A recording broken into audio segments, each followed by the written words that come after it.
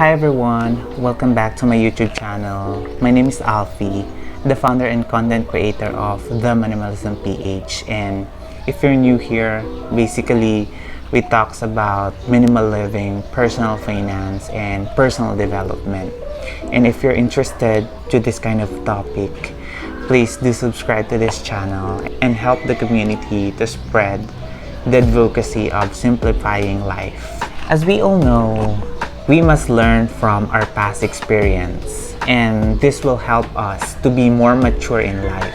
I remember 2020 was a shocking moment from most of us. Many of us faces many challenges, and it was very stressful and overwhelming.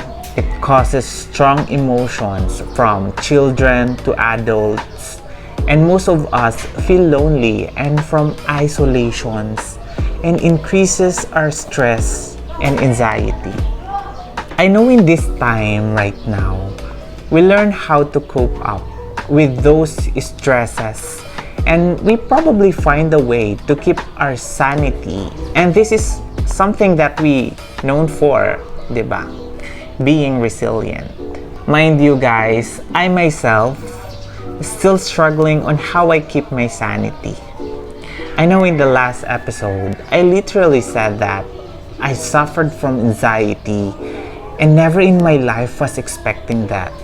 And right now, I need to accept the fact that I still have it and still coming back, and this is something that I need to face through.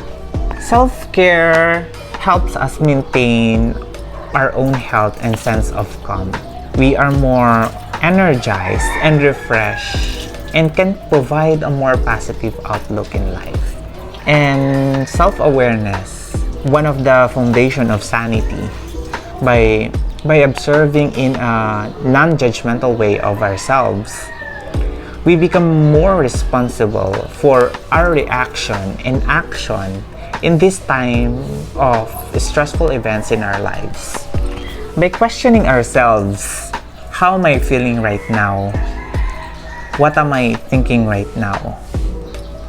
What am I doing at this moment? Or how am I breathing?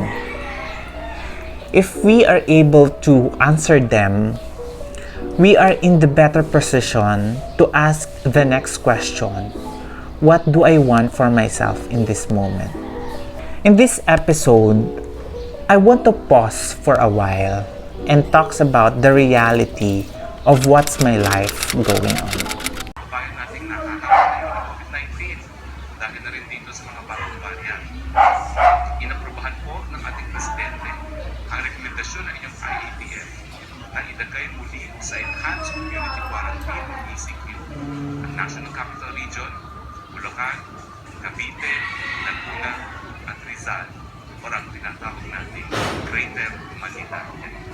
In a week of Season 2 extensive community quarantine, it's like we feel the very first moment when pandemic starts to boom. Yeah, you're right. A week of ECQ is again extended, and it was insane. I remember the day when this pandemic starts crashing my plans. It gives me the anxiety of what if my plans right now will be ruined again. But all throughout, with a lot of searches and watching advices from the gurus, one thing I found out that there is no secret formula, but you need to listen to your body and mind. How many times you've been told to listen to your body? I know listening is a skill that takes a lot of time to practice. It requires a lot of focus, and most of people having the hard time to do it. I know it's not an easy thing to do for any of us when we have been disconnected from our internal messages from quite so long. If we are willing to listen, our body will tell us everything we need to know, and nothing is more important to your health and sanity than giving our body what it needs. Well, We've learned our lessons and we are not strong, but you can say that we are thriving for keeping our mental health healthy. Speaking of mental health, I would love to share to you guys on how am I thriving for my daily situations in dealing stress and anxiety. Early in the morning, I reflect and forgive myself. I begin by thinking about speaking to my body with love and respect. Yeah, it's kind of weird to some of you, but I say the following every morning. Dear body, I love you exactly the way you are. I respect you for all the things you do for me daily. I thank you for all the things you've done for me throughout my life. And I trust you to take care of me, and I will take care of you. I promise that I will always listen to you and give you what you ask to heal and thrive. Weird, right? But it helps me a lot to improve my day-to-day situations. Trust me, guys, I stopped thinking negative thoughts about my mind and body and replace it with gratitude for how well my body works and how many ways it serves me throughout my day. I stop living what others are saying. I know we are in the society that many people dictates on how you go through in your life and how you should do things. Yeah, it's kind of stressful sometimes, and it gives me the feeling of you failing and left behind in your journey of life.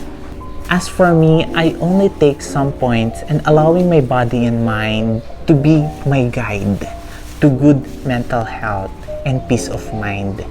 No more fear of failing because I believe that my body knows what it needs. I know in the fast pace of the world, with all the pressure from work and pressure from life, we must take time to pause and identify where you're coming from. You think it is impossible. However, mindfulness techniques can help you hit the brakes. I often do this, but if I'm feeling stressed or I am feeling pressured in my life, I sit down in a quiet and calm space that is free from distractions. I close my eyes and breathe slowly in and out and steady but slow pace. I allow myself to focus on my breathing. Why am I doing this? It allows me to encourage myself awareness and empowering myself to listen to my body. Take time to pause and give yourself time to reflect on what issues might be floating around in your subconscious. Issues you may have been ignoring for quite long time.